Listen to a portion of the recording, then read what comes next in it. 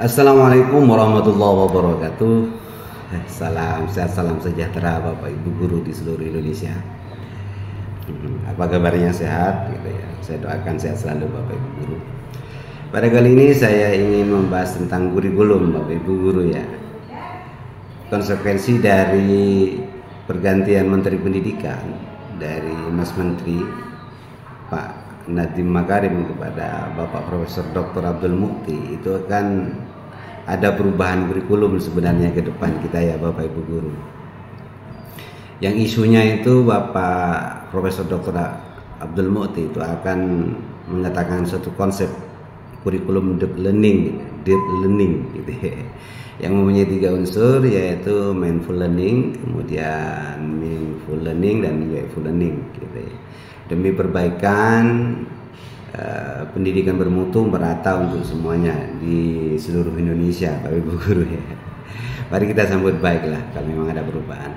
Namun di luar itu Bapak Ibu guru di seluruh Indonesia, pada hari ini saya hanya fokus kepada perbandingan kurikulum yang ada di negara-negara ASEAN, terutama ya, pendidikan terbaik yang ada di negara ASEAN yang ditempati oleh Singapura, kedua Thailand, ketiga Indonesia, ketiga Malaysia, mohon maaf gitu. Malaysia, keempat itu Indonesia gitu. Saking cintanya Bapak Ibu guru. Tak kira Indonesia peringkat 3. Baiklah Bapak Ibu guru di seluruh Indonesia, seperti apa sih kurikulum yang ada di Singapura? Itu gambaran sekilas saja secara umum akan saya sampaikan bahwa sebenarnya kurikulum di Singapura itu tidak jauh beda dengan kita gitu ya. Ada 3 domain, sama di Indonesia juga ada 3 domain, yaitu mengenai keterampilan pengetahuan, keterampilan hidup, kecakapan hidup, dan pembelajaran berbasis mata pelajaran. Di Indonesia juga begitu.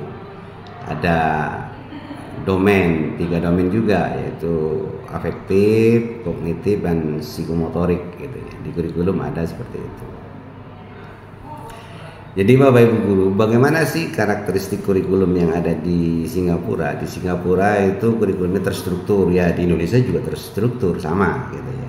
Kemudian fokus pengembangan kritis, pemecahan masalah, kemudian kreativitas siswa. Di Indonesia juga sama, berarti sama Bapak Ibu guru ya.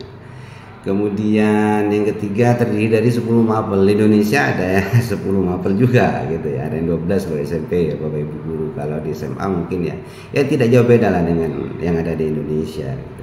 Kemudian alokasi atau lamanya belajar ya sama saja gitu ya. Di Singapura 6 tahun, di Indonesia SD juga 6 tahun gitu.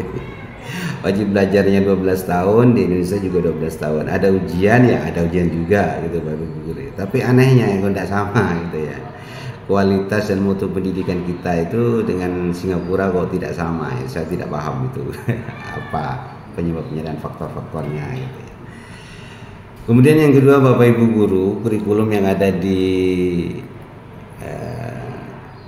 Thailand gitu ya. Karena peringkat 2 itu adalah Thailand Bapak Ibu guru.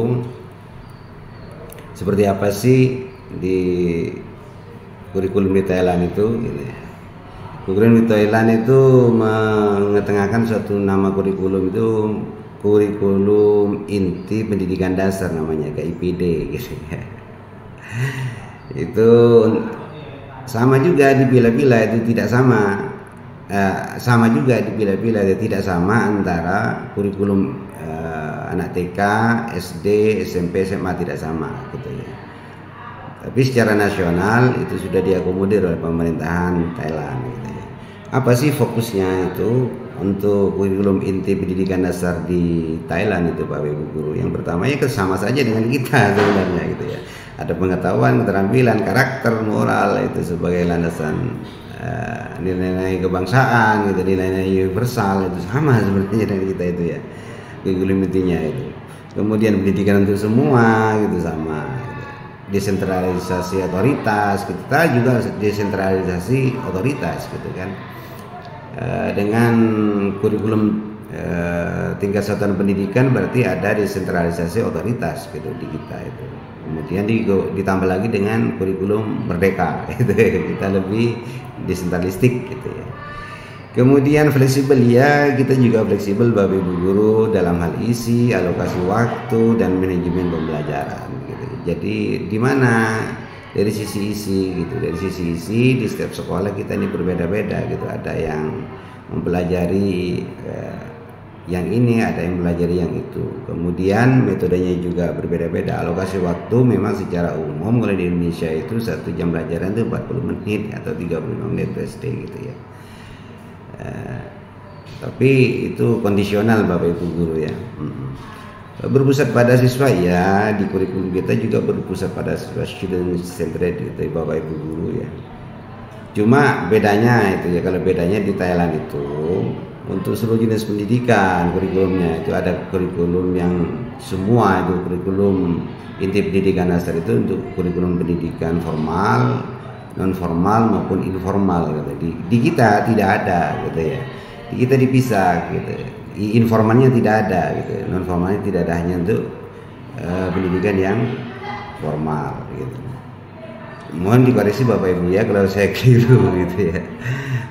Sasaran kompetensinya apa kalau di Thailand itu ya, ini yang agak beda dengan kita gitu. Sasaran kompetensinya kalau di Thailand itu ya komunikasi, berpikir sama dengan kita, pemecahan masalah sama dengan kita, keterampilan hidup sama dengan kita, kemudian kecakapan teknologi ini baru kita inisiasi beberapa tahun sebenarnya dari dulu, tapi tidak berhasil kecakapan teknologi gitu ya.